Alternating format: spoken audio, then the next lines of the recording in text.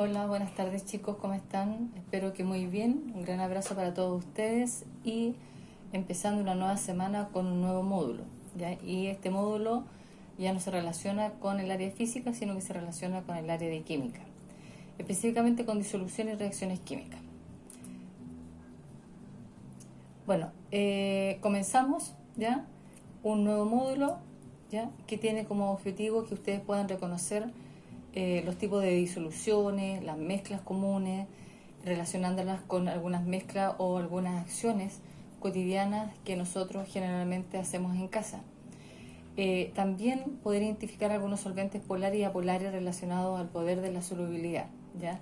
Pero todo ese tema tan específico de la solubilidad de alguna sustancia, que tanto es soluble en algún solvente o en algún líquido o simplemente en algún sólido, deberíamos abarcarlo más específicamente o más detenidamente en el transcurso del semestre. Bueno, para poder entender entonces las disoluciones tenemos que entender algunos conceptos básicos. Y vamos a hablar de un concepto que a veces nosotros usamos y no sabemos o no lo relacionamos mucho. Y siempre estamos usando el mezclar. Pero ¿qué es una mezcla? Primero, para que haya una mezcla o para que exista una mezcla tiene que haber una unión de sustancias, ¿ya? Y en determinadas cantidades, es decir, variadas cantidades. Y que obviamente no podrían o no se encuentran químicamente combinadas. Por ejemplo, una mezcla podría ser la arena con el azúcar, ¿ya? Por lo tanto, una mezcla no tiene un conjunto de propiedades únicas, sino que cada una de las sustancias constituye cada una de sus propiedades específicas. ¿Cuáles son las características entonces de las mezclas? Las mezclas están compuestas por la unión, ¿ya?, de varias sustancias y que obviamente una de ellas podría estar en menor proporción respecto a la otra. Hay dos fases, una fase dispersante, ¿ya?, al medio, y la fase dispersa de la sustancia que en él. Por lo tanto, cuando yo estoy de alguna forma hablando de la fase dispersante, estoy hablando de qué es lo que se está de alguna forma mezclando respecto al otro. Siempre la que tenga menor proporción va a ser la fase dispersante al medio, y obviamente respecto a la fase dispersa, que las sustancias que se encuentran en ella. Bueno, las mezclas pueden ser homogéneas o heterogéneas. Homogéneas cuando yo solamente veo una fase, ¿ya?, y heterogénea cuando veo dos fases. Por ejemplo, el agua con el aceite podría ser una fase heterogénea, ¿ya?, porque no hay una mezcla. Pero sin embargo, homogénea podría ser el agua con el azúcar. Entonces, valga la redundancia, homo significa igual, ¿ya? Entonces las mezclas homogéneas son aquellas cuyos componentes no son identificables. Si yo tomo el agua con el azúcar, no voy a ver el agua, o sea, voy a ver el líquido, pero ya no voy a ver el agua como tal, pura, ya obtenida a través de una fuente específica, y el azúcar, por otra parte, que en estado sólido. Por lo tanto, si yo las mezclo, me voy a dar cuenta que va a ser o se va a generar una sola fase. Esa es una mezcla homogénea. ¿Dónde lo podríamos encontrar? El aire. Por ejemplo, en el aire, si la profesora me enseñó que el aire está compuesto por nitrógeno, oxígeno, ya, neón y otros elementos, y CO2, yo no puedo identificar el CO2 por una parte, el oxígeno por otra parte, veo un todo. Por lo tanto, esa es una mezcla homogénea. Y también el agua potable.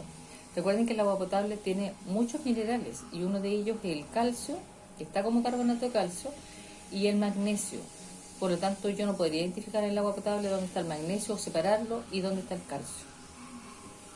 Las mezclas heterogéneas son diferentes a las mezclas homogéneas. Son todas aquellas donde los componentes yo los puedo identificar. Por ejemplo, el agua con la piedra, agua con aceite, ¿ya?, y algunas emulsiones, suspensiones y coloidales.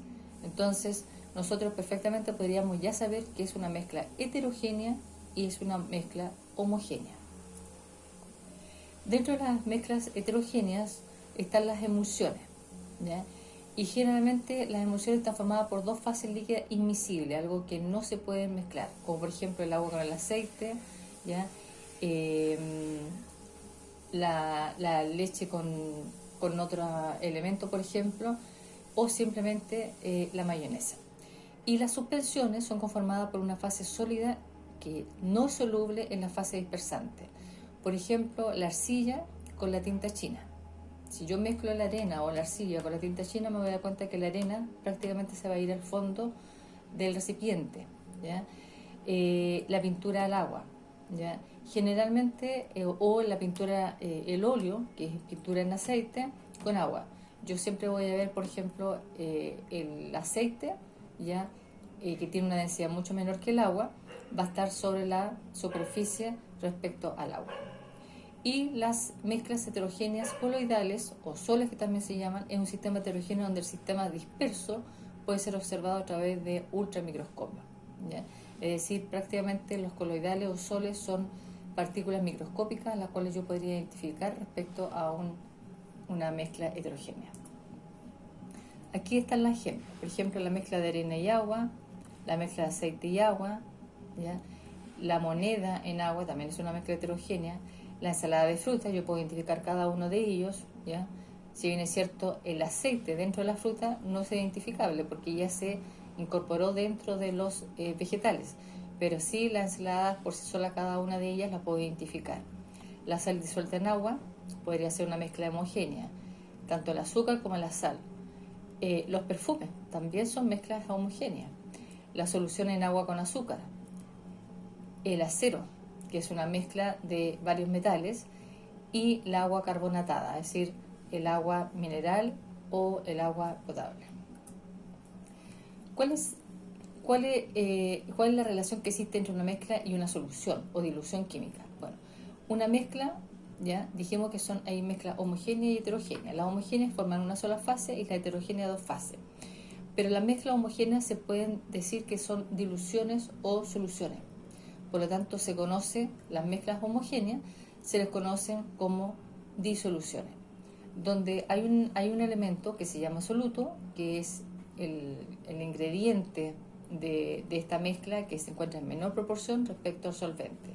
¿Quién se disuelve a dónde? El soluto se disuelve sobre el solvente. Ahora, no necesariamente existen solutos sólidos. Pueden haber disoluciones o soluciones líquidas, sólidas y gaseosas, donde se mezcla un sólido con un líquido con un líquido y un sólido con un sólido. Por lo tanto, el soluto es la sustancia que se va a disolver en el solvente, ¿ya? Y obviamente se solubiliza. Ahora, el soluto tiene un grado de solubilidad respecto también al grado del solvente. Por lo tanto, si yo saturo ese solvente y le agrego más soluto, me voy a encontrar con un tipo de disolución saturada o insaturada. Por lo tanto, va a depender mucho de algunos factores que una solución o una disolución sea saturada o insaturada. También el soluto, como yo dije, puede estar en diferentes naturalezas. Puede estar en estado sólido, como por ejemplo el agua con el azúcar, donde el azúcar es el soluto y el agua es el solvente. Pero no necesariamente en una mezcla homogénea o en una solución podrían haber dos solutos que uno podría estar líquidos. ¿Ya? Por ejemplo, el agua con el aceite no es una solución porque es inmiscible, ¿cierto? Pero perfectamente yo podría mezclar dos líquidos, ya que podrían mezclarse y formar una solución líquida. Y también otro factor también que se le da mucho, ¿ya? Al factor para identificar un soluto puede ser el color, el olor, la conductividad eléctrica, ¿ya? Y el peso o la cantidad o la concentración. Bueno, el solvente es el que va a disolver al soluto. En el caso del agua con el azúcar, el agua disolvió al soluto, que es el azúcar. Por lo tanto, el solvente es la solución o la sustancia que disuelve o dispersa el soluto y generalmente se encuentra en mayor proporción. Bueno, existen diferentes tipos de solventes. No solamente el agua es un solvente, es el más universal, pero hay solventes orgánicos, ¿ya? Como por ejemplo el alcohol etílico, ¿ya? También podríamos encontrar el amoníaco, que es un solvente inorgánico porque no está compuesto por carbono. El amoníaco es NH3, es nitrógeno más 3 átomos de hidrógeno. Y también no polares, como el benceno, que es un compuesto orgánico, está compuesto por carbono, y el benceno es derivado de los hidrocarburos o de los compuestos de petróleo. El éter ¿ya? Y el tetracloruro de carbono, que es uno de los compuestos orgánicos más sencillos que hay y que está formado por un solo carbono y 4 átomos de hidrógeno. También en los solventes, la solución líquida se toma como solvente universal al agua, ¿ya? Debido a la alta polaridad. ¿Qué significa la alta polaridad? Que tenga capacidad de rompimiento de los enlaces de hidrógeno. Como el agua está formado por 2 átomos de hidrógeno y un átomo de oxígeno, H2O, por lo tanto, para poder mezclarse con otra sustancia tiene que romper esos enlaces, y esos enlaces que tienen una alta cantidad de energía generan de alguna forma una capacidad para enlazarse con otro elemento para formar otro tipo de molécula, otro tipo de compuesto. Entonces el agua es un solvente porque disuelve muchas sustancias de soluto, pero es uno de los tantos solventes que existen hoy en día. Por ejemplo, se dice que es el más universal, que forma parte de gran parte de las disoluciones y puede disolver muchos solutos. Ahora, los solutos polares se disuelven en agua, los solutos apolares no se disuelven en agua. Podríamos decir que los solutos no polar son aquellos derivados del aceite, ¿ya? Y los solutos polares son derivados, ¿ya?, de otras composiciones químicas para que puedan enlazarse sobre esos enlaces de hidrógeno e incorporarse a esta molécula de agua. Entonces, tipos de soluciones: líquidas, sólidas y gaseosas.